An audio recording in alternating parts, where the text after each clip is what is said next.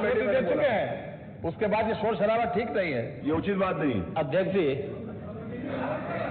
1 घंटे से अधिक पूरा सदन माननीय नेता प्रतिपक्ष को सुनता रहा। बड़ी शालीनता के साथ उन्होंने अपनी बात कही। विपक्ष के नेता का जो दायित्व था, उन्होंने अपने कर्तव्यों का निर्वहन किया। हम लोगों ने सुना। इस सदन में और सरकार के उप मुख्यमंत्री अपनी बात को रख रहे हैं, बीच में रनिंग कमेंट्री का मतलब क्या है?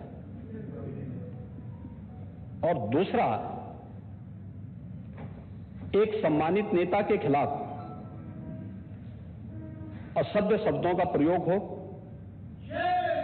तो शब्द का प्रयोग हो, तो ठीक नहीं है। और मैं बड़ी विनम्रता से कहूंगा नेता प्रतिपक्ष को कि आपको इतना उत्तेजित नहीं होना चाहिए। देखिए, सफाई की बात नहीं कर रहा हूं मैं, सवाल सफाई का नहीं है। देखिए, हम लोग भी जो विकास कार्य करा रहे हैं, या आपकी सरकार के समय जो विकास कार्य हुए होंगे, ये हमारी ड्यूटी थी।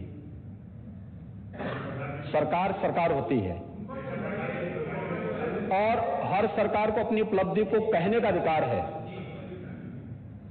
माननीय उप मुख्यमंत्री जी ने बिल्कुल सही कहा कि विकास, आपने कहा, आप विकास की जब चर्चा हुई तो उन्होंने जो बातें कही बिल्कुल ठीक ढंग से की थी। आपके यहां के दूसरे नेता या जब माननीय उप मुख्यमंत्री का यहां पर भाषण संपन्न होता, उसके बाद अपनी बात आप लोग कह सकते थे।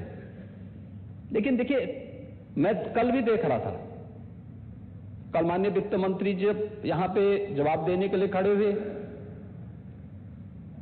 उन पर जिस तरीके की भाषा का प्रयोग उस समय किया गया, आज फिर हम देख रहे हैं। देखिए, लोकतंत्र में हर सदस्य को सदन में अपनी बात रखने का पूरा अधिकार है, और अगर आप कहेंगे तो कैसे इस बात की अपेक्षा रखते हैं कि इस पार से उसका जवाब नहीं मिलेगा? पूरे 1 घंटे से अधिक समय तक पूरा सदन और खासतौर पर सत्ता पक्ष से जुड़े हुए सभी मान्य सदस्यों ने आपकी बात को बहुत ध्यान से सुना। देखिए, सहमत होना ना होना अपना विषय है, नहीं, सवाल दूसरा नहीं। देखिए, देखिए, सफाई भी इसी प्रदेश का हिस्सा। अध्यक्ष महोदय, सवाल ये नहीं है, मैं सुनने को तैयार हूं। अच्छा, मुख्यमंत्री बोल रहे हैं, सफाई भी तो इसी प्रदेश का हिस्सा है। नहीं, सफाई, देखिए, भाषा आप उसको बाद में बोल सकते हैं। देखिए, हमारी सहमति असहमति हो सकती है। देखिए, हमारी असहमति असहमति हो सकती है किसी बात पर, हम बाद में इस बात को करेक्शन करा सकते हैं। लेकिन तो मैंने शब्द का प्रयोग नहीं किया जाना चाहिए और किसी भी असभ्य भाषा का प्रयोग नहीं होना चाहिए। और मैं माननीय अध्यक्ष जी से अनुरोध करूंगा कि अगर इस प्रकार की शब्दावली प्रोसीडिंग का हिस्सा बनी है तो कृपया उसको हटवा दें, क्योंकि ये गलत परंपरा होगी और मैसेज का देश के अंदर खराब जाएगा। हमें हमेशा इस बात को ध्यान में रखना होगा, सदन की मर्यादा का ध्यान हर हाल में बनाए रखना होगा।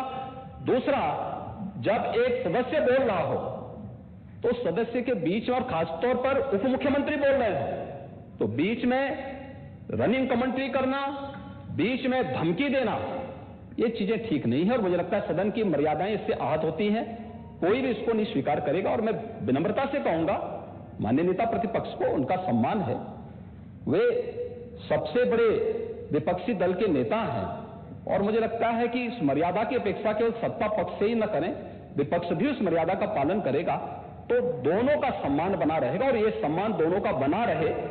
देखिए, सहमति और सहमति लोकतंत्र की ताकत है, या आवश्यक नहीं, हम ये नहीं कहते हमारी बात से सहमत हूं, या मैं ये भी नहीं कह सकता कि मैं आपकी बात से सहमत हूं। जब मेरी बारी आएगी, मैंने तो पूरे 1 घंटे तक आपकी बात को सुना, मेरी बारी जब मेरे दल की ओर से मेरी बारी लगाई जाएगी, मैं उस दिन अपनी बात को यहां पे रखूंगा। मैंने आपके पूरे भाषण को इसीलिए सुना ही नहीं, प्रोसीडिंग मंगाऊंगा, फिर देखूंगा, उसका पूरा जवाब भी दूंगा यहां सदन पे। और मैं उम्मीद करूंगा कि सभी विपक्षी नेतागण उस दिन यहां पर हमारी बात को भी सुनेंगे। लेकिन एक सरकार के वरिष्ठतम नेता में से एक और उप मुख्यमंत्री, जो लगातार दूसरी बार उप मुख्यमंत्री हो रहे हैं, उनके द्वारा अपनी बात को रखा जा रहा हो, मुझे लगता है शालीनता से हमें सुनना चाहिए।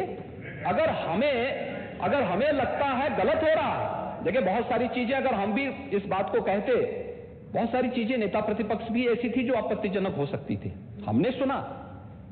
नहीं, हमें जो स्वीकार करना होगा वो स्वीकार करेंगे और उसका जवाब देंगे भी, लेकिन बीच में इस तरीके की उत्तेजना दिखाना उचित नहीं है। देखिए माहौल इससे खराब होता है और अनावश्यक रूप से बाहर मैसेज खराब जाता है।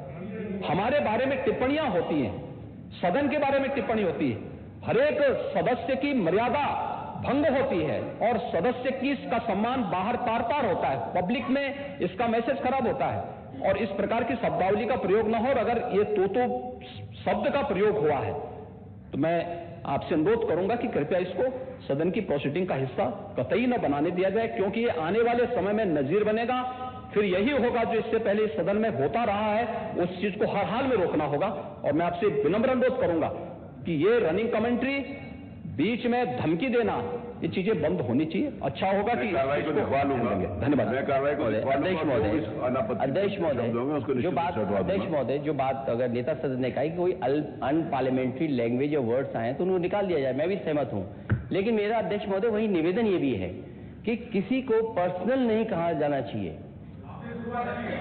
सैफई, आपको बहुत ज्यादा सैफई की जमीन बेच करके हम और आप लोग को जनता हमें मौका देती है अपना बजट खर्च करने के लिए, आपको और हमें मौका मिलता है। मुख्यमंत्री जी ने कहा ना कि कोई भी वो सरकारी पैसे से होता है। तो मेरा यही निवेदन है नेता संघ से, बहुत अच्छी तरीके से इस तरह की बात नहीं आए कि जमीन बेच करके कर दिया जाए। माननीय केवल मैंने ये कहा था कि जो आपके जिले के लिए जो 4 लेन बनी थी वो किसने बनाई थी?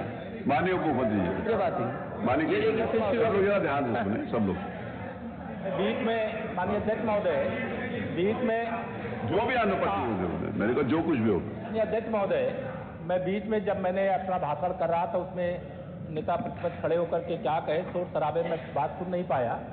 लेकिन जो मेरे कहने का एकमात्र तात्पर्य है कि उत्तर प्रदेश की जनता की सेवा के लिए जनता ने आपको नकार दिया है और भारतीय जनता पार्टी को लगातार स्वीकार किया। आपको ये 5 साल सत्ता में नहीं रहे, आगे 5 साल के लिए फिर विदा हो चुके हैं।